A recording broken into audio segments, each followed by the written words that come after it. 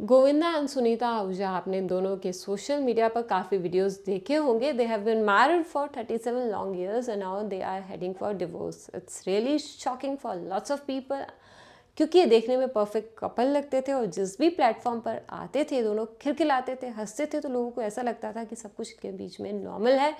लेकिन सच्चाई कुछ और ही निकली. चलिए शुरू से समझते हैं कि आखिर इनके बीच में ये सब क्यों हुआ और डिफरेंसेस की वजह क्या है. सुनीता एंड गोविंदा जब डेट कर रहे थे तो सुनीता जो है सिर्फ 15 ईयर्स की थी और गोविंदा 21 ईयर्स के थे. गोविंदा एक छोटे से गांव विरार से ताल्लुक़ रखते थे, जबकि सुनीता हाई सोसाइटी से बिलोंग करती थी. 3 साल तक रिलेशनशिप में रहने के बाद गोविंदा जब 24 के हुए और सुनीता 18 की, तब इन्होंने शादी कर ली.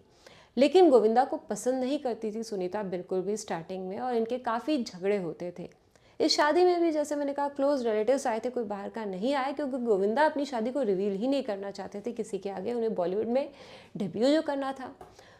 अब तक सब कुछ शानदार लग रहा होगा आपको, लेकिन कहानी में ट्विस्ट आता है. 1987 में गोविंदा और सुनीता ने शादी की थी, लेकिन डू यू नो 1986 में Govinda called off his engagement with Sunita. उस वक्त उनकी डेब्यू फिल्म इल्ज़ाम जो है वो रिलीज़ हुई थी. इल्ज़ाम के बारे में आपने पढ़ा ही होगा, देखा होगा. उसमें उनकी जो हीरोइन थी वो थी नीलम कोठारी. उनके साथ केमिस्ट्री जो थी लोगों को उनकी काफ़ी पसंद आई. उसके बाद उनकी दूसरी मूवी आई लव 86. उसमें भी उनकी को स्टार जो थी नीलम थी, जिसमें काफ़ी पसंद किया गया उनकी केमिस्ट्री को नीलम के साथ में. और नीलम का जो जादू था गोविंदा के सर पर उस वक्त सर चढ़कर बोल रहा था.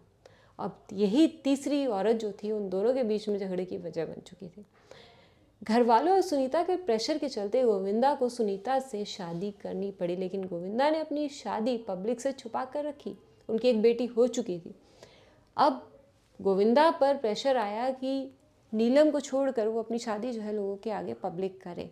अब घर वालों के कहने पर जब लोगों ने देख लिया, घर वालों ने, कि नीलम के प्यार में पड़ चुके हैं गोविंदा, तो उन्होंने शादी जो थी वो अपनी रिवील की. इस पर भी गोविंदा जो है वो कहीं रुके नहीं. 1989 में लगातार इनकी 6 फिल्में जो थी वो रिलीज़ हुई. इसके चलते गोविंदा के घर वालों ने कह दिया कि भैया अब तो शादी जो है तुम्हें पब्लिक करनी पड़ेगी. तब इन्होंने प्रेशर में आके अपनी शादी डिक्लेयर की कि मैं शादीशुदा हूँ, क्योंकि उनका मानना था कि शादी बता दी उस टाइम में माना जाता था तो लोग उन्हें देखना पसंद नहीं करेंगे, खासकर फीमेल्स. इसके बाद गोविंदा की लाइफ में आई करिश्मा कपूर, जिसके साथ उन्होंने काफ़ी सारी फिल्में की, करीब 11 फिल्में. और इससे भी उनका पीछा काफ़ी मुश्किल से छूटा.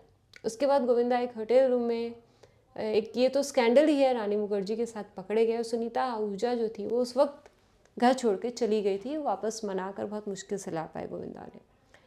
सुनीता आहूजा और गोविंदा के बीच आज भी झगड़े की वजह कोई फीमेल ही है, ऐसा बताया जा रहा है. कि रूमर्स है कि वो 30 साल की एक महिला है जो गोविंदा की लाइफ में आ चुकी है. सुनीता को जहाँ मेडिटेशन पसंद है, गोविंदा जो है वो बेकार की फालतू बातें करते हैं सुनीता के अकॉर्डिंग अपने दोस्तों के साथ, जो उन्हें नॉनसेंस लगती हैं. और अभी भी उनके बीच में जो है ग्रे डिवोर्स चल रहा है. दोनों एक साथ नहीं रहते हैं. ये बात सुनीता ने काफ़ी सारे प्लेटफॉर्म पे इंटरव्यूज़ में बोली कि मैं अकेले ही घूमने निकल जाती हूँ, अकेले ही करती हूँ, अकेले ही बच्चे पाले हैं.